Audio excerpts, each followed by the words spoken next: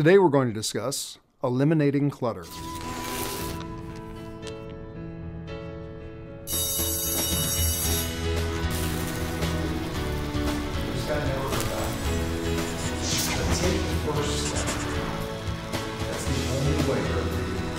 One of the things you'll hear me talk about often in our Self-Awareness 101 series is that as you change, there are things that you have to leave behind. There are things that you have to let go of.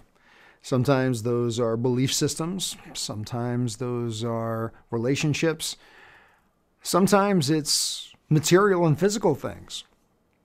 Actually, when I began my journey, that was actually given to me as a tool of how to create change in my life, was that a cathartic experience would be starting with physical change.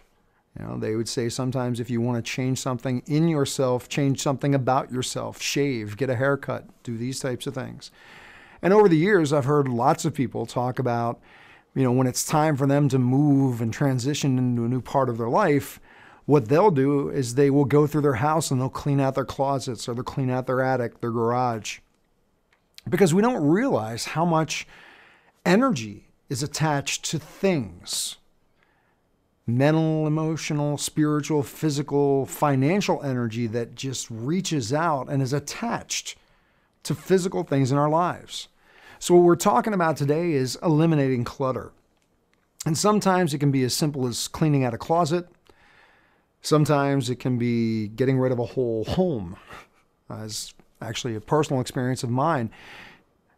Recently, actually a little over a year and a half ago, I moved my 83-year-old mother in to live with me because when she was 80, she started having a series of operations.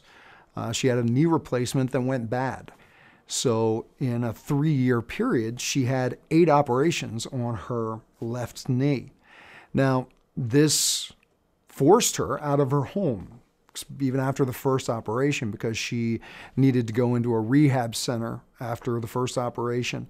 And then because of the way that her house was an old country farmhouse, she couldn't go back there while she was going through the healing process. And then the next surgery came up and it just continued. So she didn't live in her house for 3 years.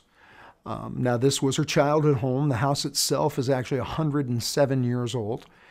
And because she had not lived in it for 3 years, the house really fell into serious disrepair. Now, when we made the decision to move her in with me, we had hoped that in time she would be able to move back to her property, but it became obvious after her first year of being here that that wasn't going to be the case. It wasn't going to happen. So we had to take a look at what we were going to do with this property. The house was 4 hours away from where we now live in New Jersey. And it was a drain in many ways. She was thinking about it every day, literally on her mind every day about, were the pipes freezing and were there animals getting into the basement and all these different things that she was concerned about. And I was financially responsible for it, making the mortgage payments and taking care of the taxes. And I would have to go back there every month just to physically check on things. And you don't think of how these things take time and energy out of your life. So we had to come to a decision at a point. The house was falling into serious disrepair because of the whole economy that's going on. The house was now worth less than what was owed on it because of that physical disrepair. And we had to, for her sake, come to a decision of, was she going to let go? Not just physically let go of that property, but mentally and emotionally, so she could embrace the rest of her life living here in New Jersey and create new friendships and find peace that this was now her home. And we couldn't do that while she still was holding on to mentally, emotionally, the old property. So we had to come to the decision to let that property go. It's a very cathartic experience. It's a very major experience because so many of us attach so much meaning to physical things. And the reality is the meaning is here. And in here, the memories are connected inside. But many people will never let go of a home or a car or a musical instrument or sometimes a relationship because of the attachment they have to the past. But you can't move into the future without eliminating clutter from your life and letting go of those things that you had so much attachment to in the past. You can't become a new you when you're still holding on to all those things. So what I invite you to do is, if you're in a place of transformation in your life, is to take a look around.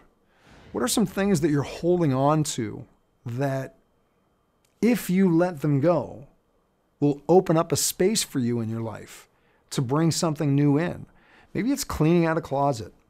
Maybe it's getting rid of a car that's just kind of sitting in your driveway.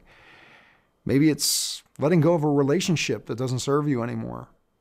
Eliminating clutter is about opening yourself up, letting go of the mental, emotional, spiritual, physical, and financial attachments to that clutter, and making yourself free to accept new things in your life. So I look forward to hearing how this physical experience of eliminating clutter from your life manifests itself for you in other areas. I look forward to hearing from you. I look forward to your results. Take care. For a transcription of the video you just watched, more videos, and related articles, visit yourdailylifecoach.com. To comment on this video, select Discussion Forums on any page of our website.